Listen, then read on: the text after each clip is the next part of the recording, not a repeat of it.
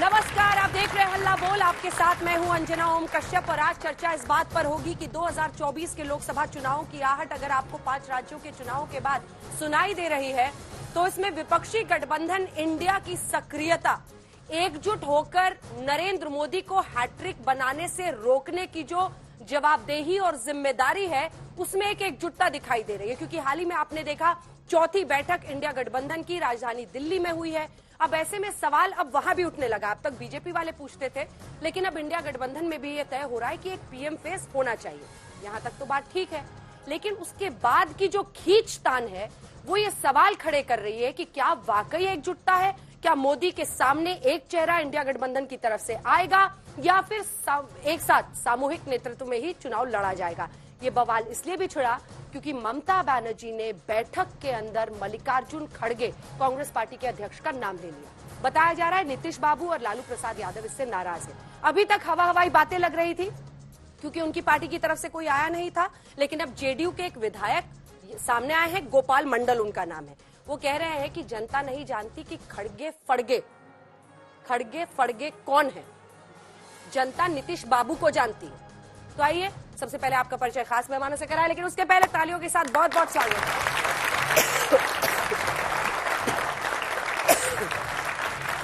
गौरव भाटिया, राष्ट्रीय प्रवक्ता भारतीय जनता पार्टी के, तालियों के साथ स्वागत कीजिए। अनुमा आचार्य, तालियों के साथ स्वागत कीजिए, प्रवक्ता कांग्रेस पार्टी का पक्ष रखेंगे। सत्य प्रकाश मिश्रा जी, नेता है जेडीयू के, कन्वीनर हैं नीतीश विचार मंच मिशन के। ब्रिज मोहन श्रीवास्तव जी का भी तालियों के साथ स्वागत कीजिए, प्रवक्ता है एनसीपी के अजित पवार गुट के। लेकिन इससे पहले कि हम चर्चा की शुरुआत करें, आइए आपको अपनी ये रिपोर्ट दिखाएं। सभी लोग जीत के आना है, जीत के लिए क्या करना उसके बारे में हम सोचे। कौन प्राइम मिनिस्टर बनना ये बाद में की बात है। एमपीज अगर नहीं है तो प्राइम मिनिस्टर की बात करके क्या फायदा है। तो इसीलिए हम पहले अपनी संख्या बढ़ाने के लिए एक होकर सभी लोग लड़के हम मेजॉरिटी लाने की कोशिश करेंगे। खड़गे जी को नाम हमने किया है कि हर लोग पूछता है एक फेस तो चाहिए, तुम्हारा फेस कौन है। तो इसी के लिए हम प्रपोजल दिया था कि खड़गे जी को होना चाहिए। खड़गे जी अगर फेस होगा तो ठीक है और हमारा कोई एतराज नहीं है और हमको सपोर्ट दिया है अरविंद केजरीवाल जी। पब्लिक नहीं मानेगी, खड़गे फड़गे का नाम नहीं जानता है। अभी नाम बोले हैं तुम सुने हैं, जानबो नहीं करते थे कांग्रेस का वो राष्ट्रीय अध्यक्ष हैं खड़गे जी। ताप बोले तो हम जान गए, उनको कोई नहीं जानता है। बड़े मुख लोग जानते होंगे, आम पब्लिक नहीं जानता है। आम पब्लिक नीतीश कुमार को जानता है।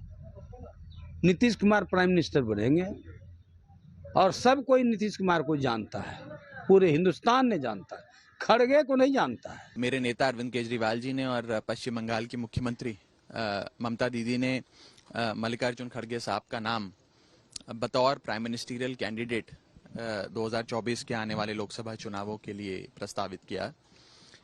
अब इस पर डायलॉग होगा, डिस्कशन होगी और अंत में डिसीजन होगा, फिर निर्णय लिया जाएगा।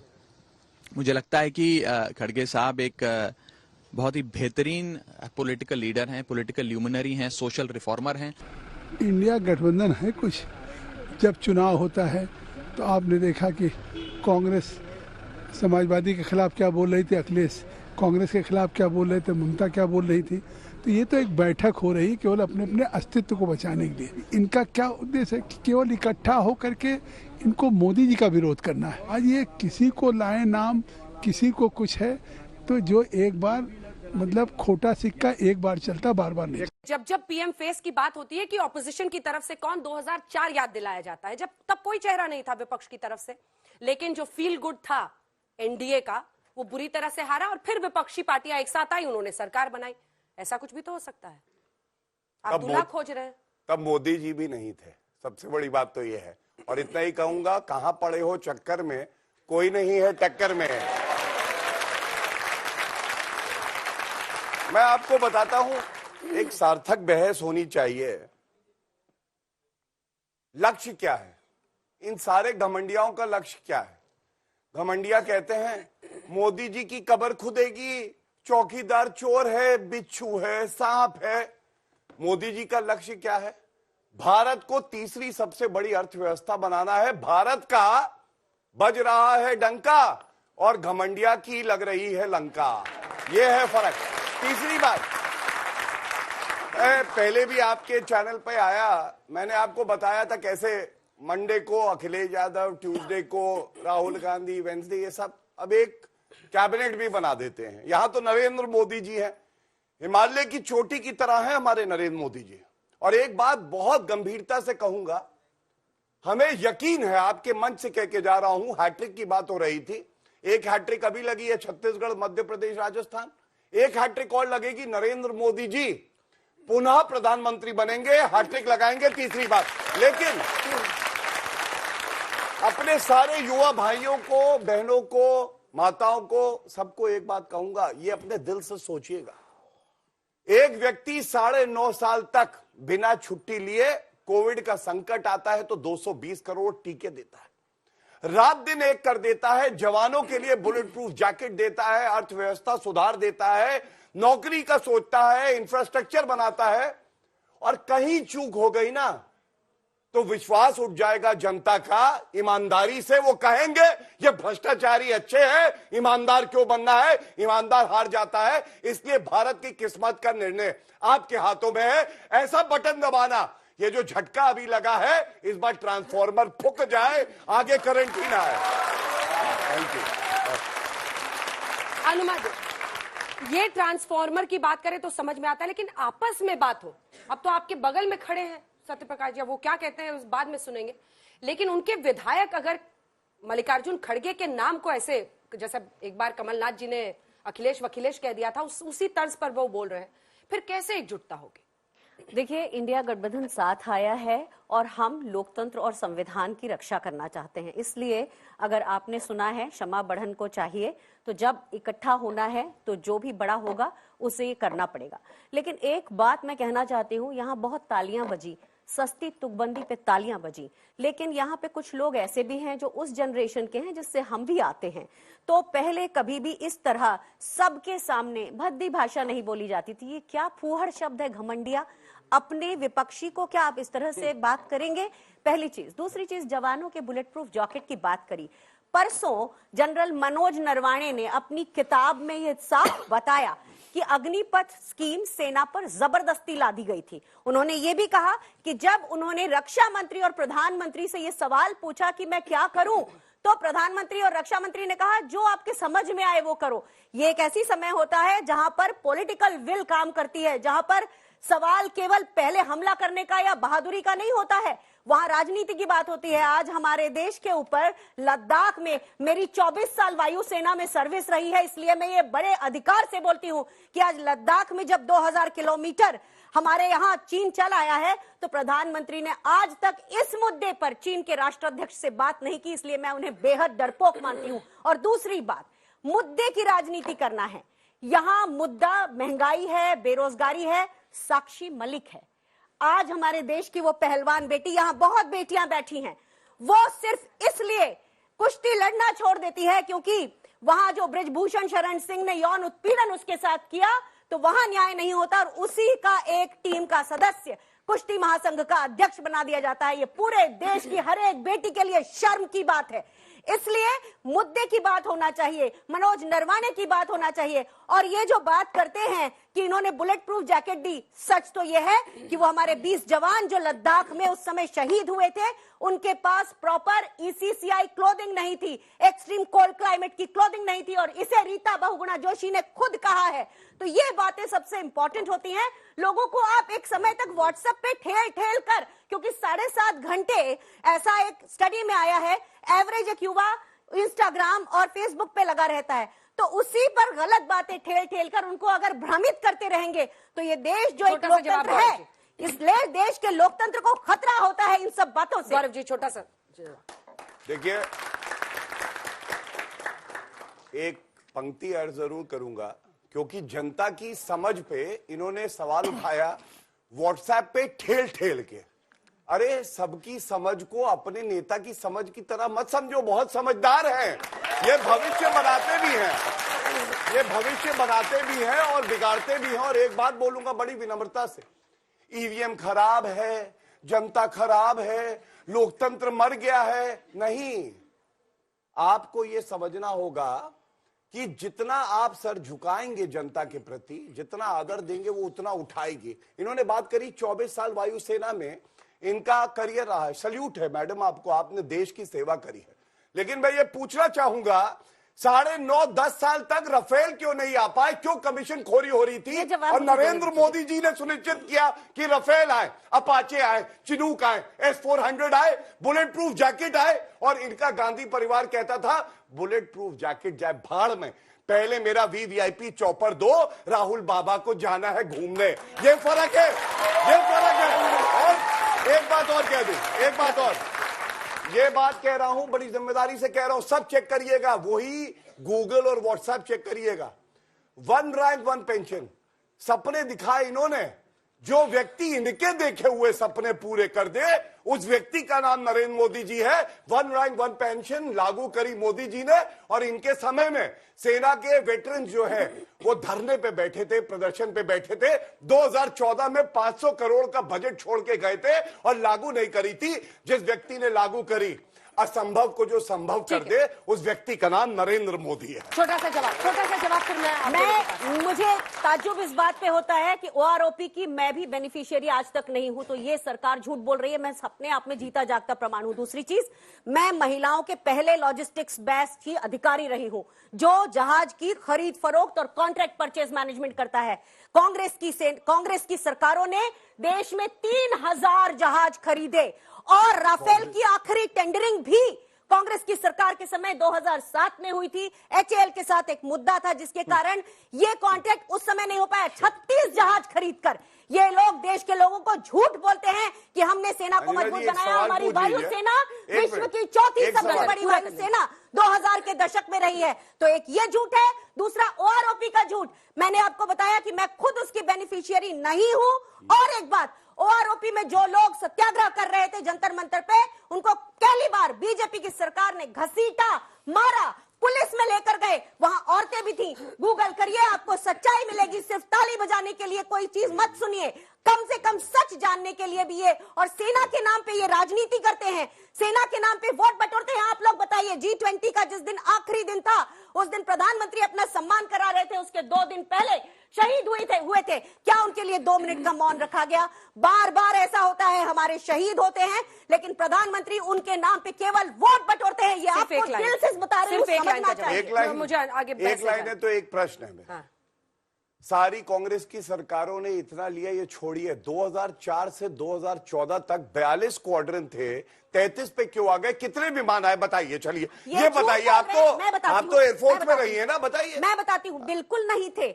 आखिरी बार जो परचेज खत्म की मिराज 2000-1 एयरक्राफ्ट 10 साल में कितने विमान आए? इतना बताइए। उत्तर जॉर्ज फर्नांडिस ने मना कर दिया। एक बात आप सबको बताना चाहती हूँ, आप सबको ये धोखा दिया जाता है कि हमसे छिपाया गया। हाँ, हमने छिपाया था शुरू में कि वीर सावरकर जो है उसको जिंदगी भर पेंशन मिली, हमने छिपाया। फाइटर जेट में वीर सावरकर जी आ गए। अरे बॉम्ब गिरा देंगे, आप लोग उड़ जाएंगे। कहाँ वीर सावरकर पे पहुंच गए भैया?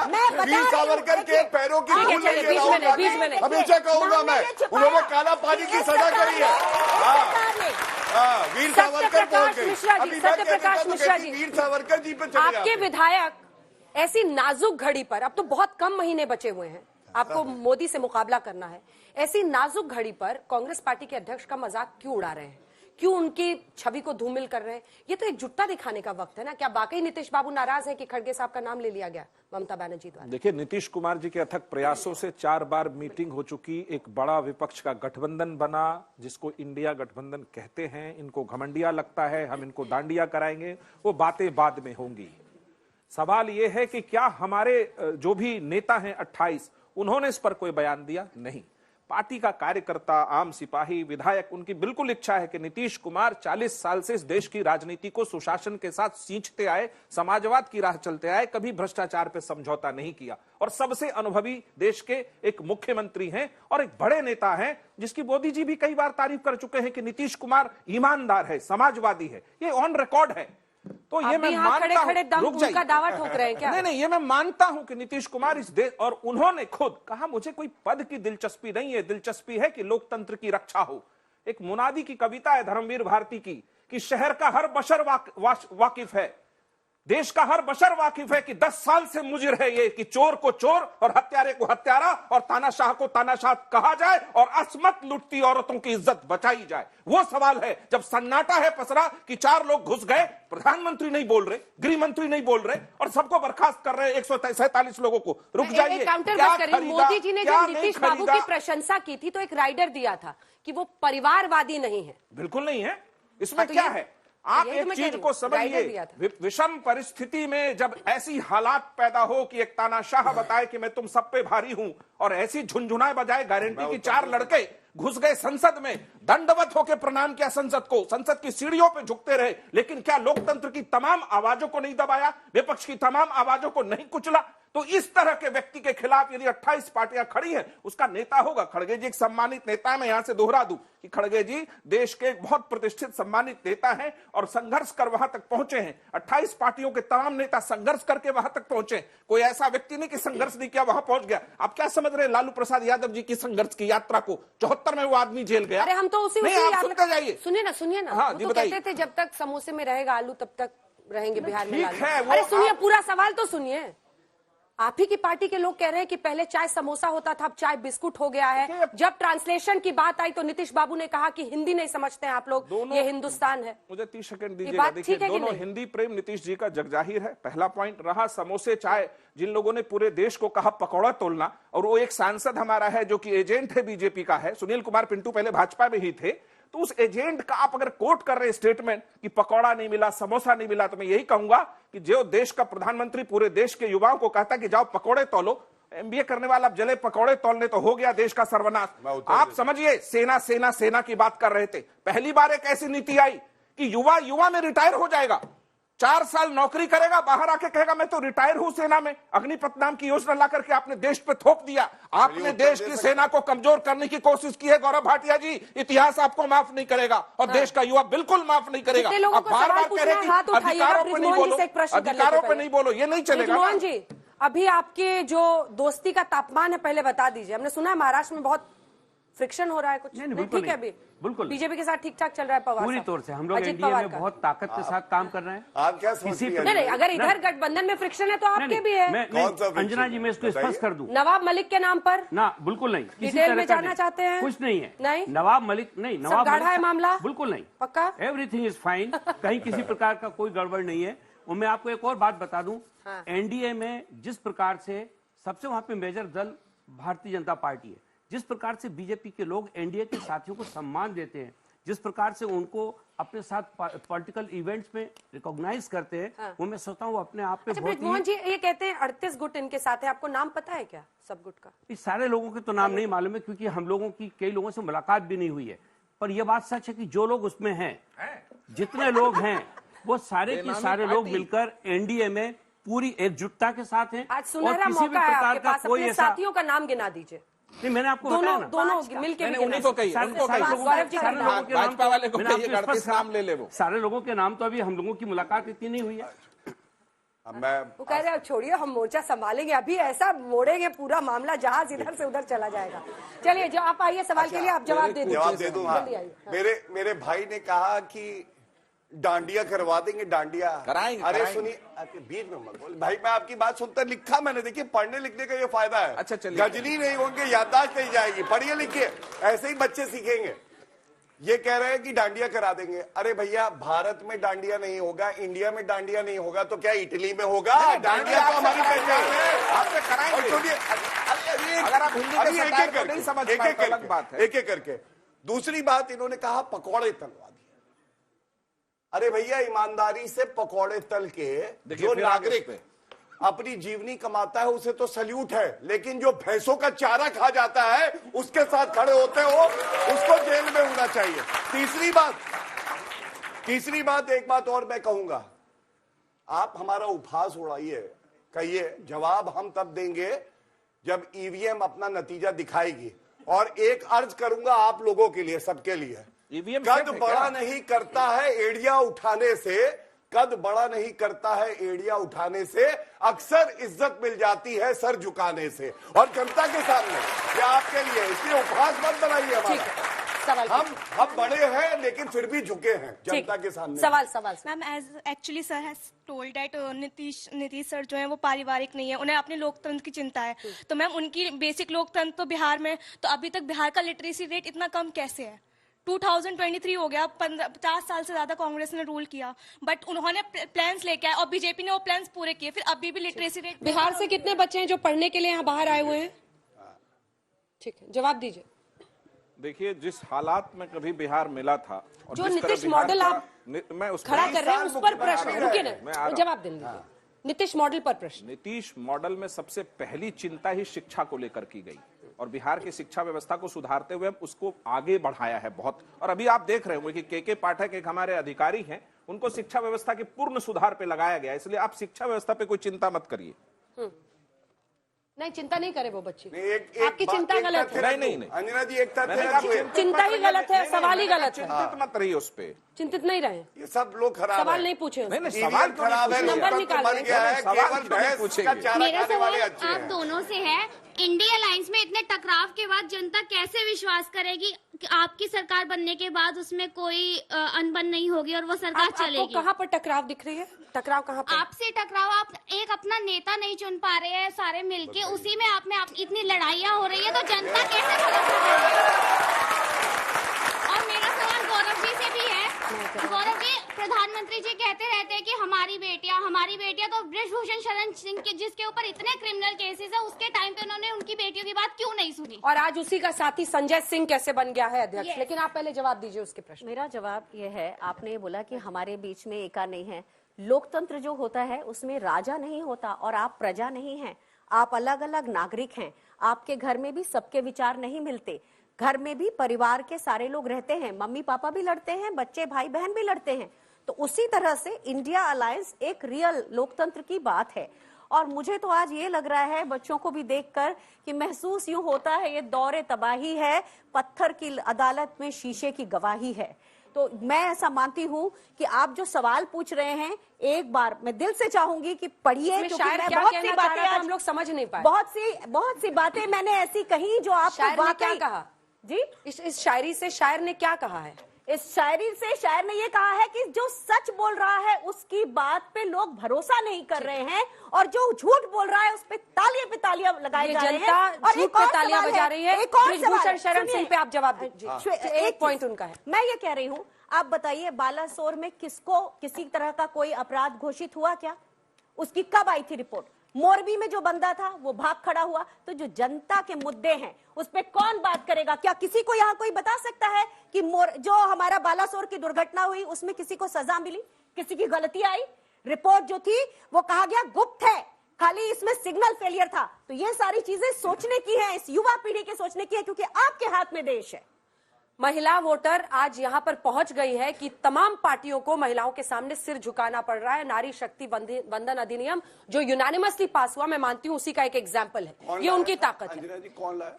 वो सबको पता है कौन लाया, पर लागू तो नहीं लागू नहीं हुआ अभी, लागू नहीं हुआ, लेकिन 10 साल तक नहीं बृजभूषण होगा। शरण सिंह के मुद्दे पर आज भी अगर ये बच्चियां प्रश्न कर रही हैं, मैं उत्तर देने के लिए ही आया हूं। संजय सिंह मैं उसी का आदमी है जो कहता मैं उनका खड़ाव लेकर चलता हूँ, दोनों बातों वो को अध्यक्ष उत्तर बन गया। दूंगा। मैं तो ये नहीं कहूंगा कि बच्चों ने गलत कहा और इन लोगों को व्हाट्सएप से ज्ञान आता है, कांग्रेस हेडक्वार्टर से सवाल आते हैं। अरे लोकतंत्र है, जीवित है, राहुल गांधी की तरह नहीं कि मर गया। आपने प्रश्न पूछा, मैं दोनों उत्तर देता हूं। पहला, इन्होंने कहा बृजभूषण जी जो भी हैं उनके खिलाफ कार्रवाई क्यों नहीं हुई? मैं एक बात बताता हूं, कानून जो है वो सबके लिए बराबर है। उनके खिलाफ केस हुए, एक मुकदमा अगर मेरी जानकारी सही है तो वापस भी हुआ क्योंकि उसमें तथ्य नहीं पाए गए। बाकी न्यायालय अपना काम कर रहा है। दूसरी बात, कौन चुना जाएगा? अंजना जी, आपको जानकारी होनी चाहिए, न्यायालय के हस्तक्षेप के बाद चुनाव हुए और चुनावी प्रक्रिया का पालन करते हुए एक व्यक्ति को चुना गया।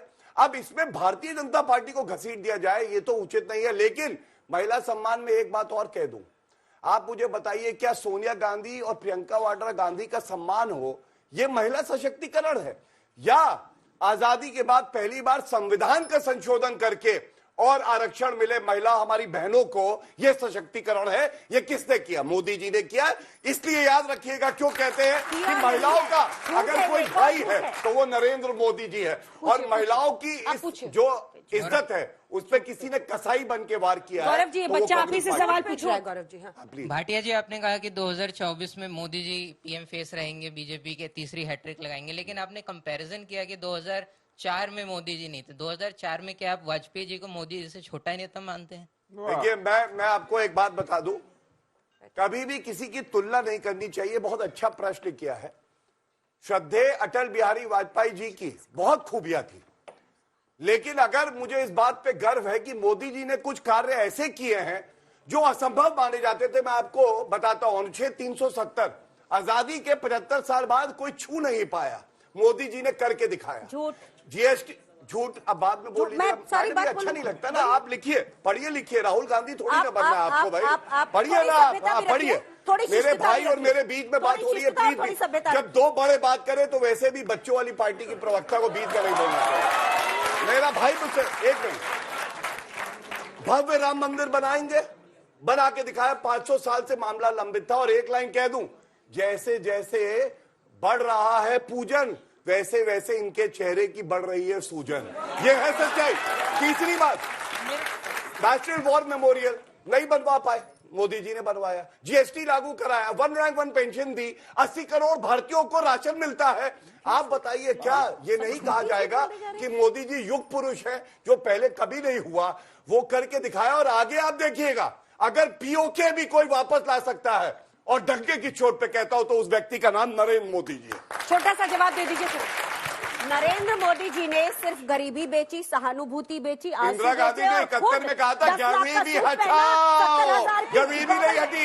इंदिरा गांधी ने कांग्रेस हट गए। अभी आप लोग एक मिमिक्री पर इतना बवाल किए हुए हैं। अच्छा, गलत है कि सही है बताइए? नरेंद्र मोदी जी गलत है कि सही? जो भी है, लेकिन किसी की नकल करने की अच्छा, वो उपराष्ट्रपति के लिए कहना, अरे तो वो उस विषय पर बहस की ना हमने। नरेंद्र मोदी जी की कबर खोदना ठीक है, राष्ट्रपति को राष्ट्रपति बुलाना ठीक है, वो भी चीफ जस्टिस ऑफ इंडिया को गलत बताना ठीक है, आर्मी चीफ को सड़क का गुंडा कहना ठीक है, वो भी गलत है, ये भी गलत है। लेकिन हम अगर कह दे गरीबी हटाओ तो हमने कत्ल कर दिया। वाह वाह वाह वाह, क्या जज है, क्या जज है। मजा आ गया अंजना जी। प्रधानमंत्री नरेंद्र मोदी खुद 10 लाख का सूट पहनते हैं, खुद गरीबी बेचते हैं, 10 लाख का सूट पहनते हैं, 50,000 की उन्होंने गॉगल लगाते हैं, 2.5 लाख की घड़ी पहनते हैं। तो ऐसा कर करके प्रधानमंत्री जी क्या करना चाहते हैं? वो लोगों के सामने जो लोगों को कहते हैं, वो जनता को 80 करोड़ लोगों को जिस राशन देने की बात करते हैं, समझिएगा कि उससे पेट तो भरता है, इंसान मरता नहीं, लेकिन क्रांति नहीं कर सकता। जब आपके सरोकार होंगे और आपके पीछे कोई खड़ा नहीं होगा, तब आप समझेंगे इस तरह से। सत्यप्रकाश जी, इंडिया गठबंधन के ही कुछ साथी ऐसा मानते हैं कि प्रधानमंत्री पर निजी हमला करना उल्टा पड़ता है।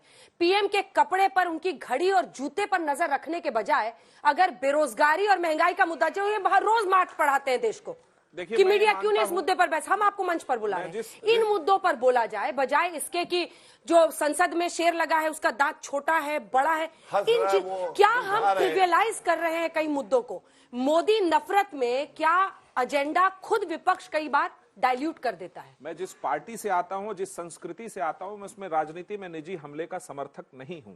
लेकिन इसकी शुरुआत भारतीय जनता पार्टी ने भारत की राजनीति में शुरू की थी। अटल बिहारी वाजपेयी का दौर अलग था, लेकिन जब दौर बदला, जब मोदी जी का दौर आया, तो निजी हमले शुरू हुए विपक्ष के तमाम नेताओं पर। और आपको गिनाना शुरू करूंगा तो बहुत फेहरिस्त लंबी हो जाएगी। स्वयं प्रधानमंत्री जी ने इतने अच्छा नहीं लगता उसको बोलना कि महिलाओं के बारे में टिप्पणी कर दी सदन के अंदर की कोई शूर्पणखा है, बाहर टिप्पणी कर दी कि 50 करोड़ की कोई गर्लफ्रेंड है, कोई जर्सी गाय है, कोई कांग्रेस की विधवा है। इस तरह का नरेंद्र मोदी करे देश का प्रधानमंत्री? क्या हमें जी बहुत बहुत बहुत बहुत बहुत बहुत पाकिस्तान के प्रधानमंत्री को अपना थोड़ी ना मानेंगे, कम से कम जी तो लगाइए। बिल्कुल जी, नरेंद्र मोदी प्रधानमंत्री जी अगर इस तरह का काम करे तो आपको शोभा देता होगा। ये देश बहुत संस्कारों के मामले में, और इसका इतिहास बहुत पुराना है। आपके भैंस जैसे संस्कारों के मामले में ये देश बहुत पुराना है, और इसकी सभ्यता ये रही है कि विपक्ष को हमेशा आदर दिया गया है। मैं इसका समर्थक नहीं हूं। पॉइंट 2, आपने जो बात कही, इंडिया गठबंधन के कुछ लोग कहते हैं, देखिए हम नीतियों का विरोध करते हैं, व्यक्ति उसमें आता है। अगर प्रधानमंत्री के किसी कार्यकलाप से देश में अगर अग्निपथ की योजना आ जाए, प्रधानमंत्री यदि कहें कि ये तो पावर में ही नहीं आएंगे। मैं अकेला सब पे भारी हूं और मणिपुर पर खामोश हो जाएं, 4 लड़के घुस जाएं, उस पर गृह मंत्री खामोश हो जाए, हर ओर सन्नाटा पसर जाए लोकतंत्र में, और आप बीन बजाते रहें और गारंटी नाम का झुंझुना बजाते रहे इस देश में, तो विपक्ष तो सवाल पूछेगा, उस व्यक्ति से भी पूछेगा, उस सत्ता से भी पूछेगा, और जनता के बीच जाएगा। जो गांधी ने कहा है कि हमें जनता के बीच जाना है, हम जनता के बीच मौजूद थोड़ा सा एक दो प्रश्न ले कांग्रेस अध्यक्ष जी से है, मैम से है। सीधा खड़गे जी से पूछ रहे हैं या मैडम से पूछ रहे हैं? मैम से मेरा प्रश्न है। मैम, महागठबंधन में जब भी पीएम फेस की बात आती है, नीतीश जी का नाम आता है तो ममता बनर्जी नाराज हो जाती है, अभी खड़गे जी का नाम चल रहा है तो बाकी पार्टियां नाराज हैं। पिछले 15 सालों में ऐसा क्या हुआ कि कांग्रेस को दूसरों के भरोसे रहना पड़ रहा है, और क्या कांग्रेस इस गठबंधन को चला पाएगी? जो नियति है वो तो सबको दिख रही है, जो कांग्रेस के साथ हुआ वो आपको भी दिख रहा है, हमको भी दिख रहा है, लेकिन सबसे बड़ी बात यह है, देखिए जो सबसे बड़ी बात यह है कि इस समय जो गठबंधन के लोग एक विचारधारा के लोग हैं, जो संविधान को बचाना चाहते हैं, जो लोकतंत्र को लाना चाहते हैं, ये एक लोकतंत्र का तरीका है कि आप शुरू से ही कोई अपना प्रतिनिधि नहीं चुनते। यही असली लोकतंत्र है। कांग्रेस हमेशा अपने अध्यक्ष का चुनाव करती रही है, तो इसलिए ये एक नेता चुनने की बात नहीं है। जब उसका समय आएगा, जैसे खड़गे जी ने कहा कि जब हमारे पास इतनी बहुमत होगा तो उस समय हम अपना नेता भी चुनेंगे, तो ये एक ममता जी ने क्या आपकी पार्टी से भी बात नहीं की थी खड़गे साहब का नाम प्रपोज करने के पहले? देखिए, हर किसी का अपना एक विचार होता है और उसके विचार को, उसका सम्मान हम हमेशा देते हैं, लेकिन मेरा एक सवाल ये है कि अंजना जी, पिछले 5 दिनों में आपने बहुत अच्छी डिबेट्स करी, आपने संसद के सस्पेंशन, सांसदों के सस्पेंशन पे बात की, आपने दाऊद इब्राहिम पर भी बात कर ली, आपने ये भी कह दिया मोदी जी हैट्रिक बनाएंगे, लेकिन आपने जनरल मनोज नरवाने की उस किताब के ऊपर बात क्यों नहीं की, जिससे सेना सीधी तरह से शुक्रिया। तो फिर मैं आज उसकी बात कर रही हूँ और मैं चाहती हूँ कि उस पर भी मीडिया कुछ बोले, क्योंकि वो एक अग्निपथ स्कीम पूरी सेना के साथ और युवाओं के साथ धोखा। आपने वो प्रश्न उठाया, मुझे पता था आप उठाएंगे, इसीलिए मैंने खास आज आपको बुलाया था और उसका जवाब भी उन्होंने दिया है। अब आप जवाब दीजिए। वो कह रहे हैं कि मोदी जी की गारंटी जिस पर आप चुनाव पर चुनाव जीत रहे हैं वो तो ठीक है, लेकिन एक गारंटी सस्पेंशन की भी है अगर आप विपक्ष के सांसद हैं। 3 बातें हैं जिनका उत्तर दूंगा। सबसे पहले मर्यादा की बात कर रहे थे।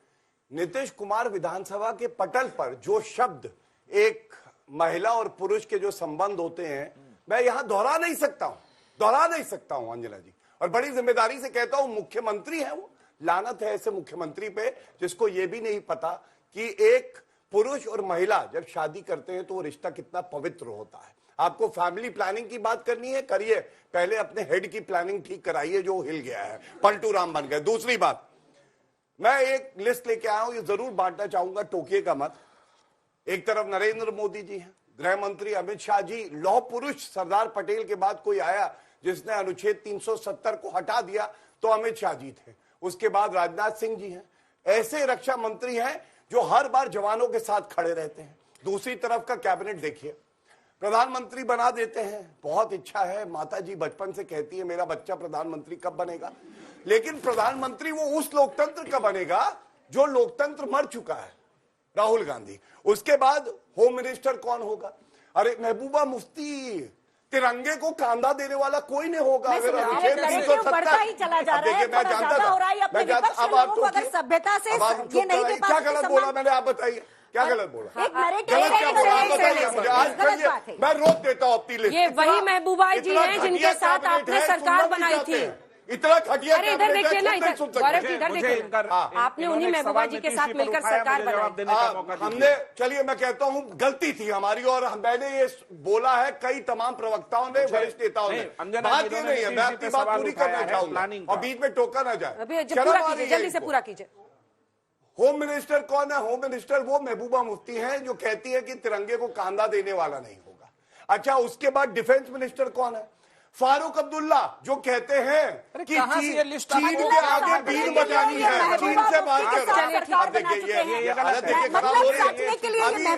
बच्चों आप सुनना चाहते हो, कैबिनेट सुनना चाहते हो, ये देखिए पूरा कीजिए चौथा। हाँ, फाइनेंस मिनिस्टर कौन होगा बच्चों? अरे कौन होगा? अखिलेश यादव आप तय करेंगे क्या? आप तय करेंगे अभी क्या? यहाँ चुनाव आपको किसने दिया इजाजत कि आप तय करेंगे? मैं नहीं चाहता पार्टियों का कैबिनेट रोक देता हूँ।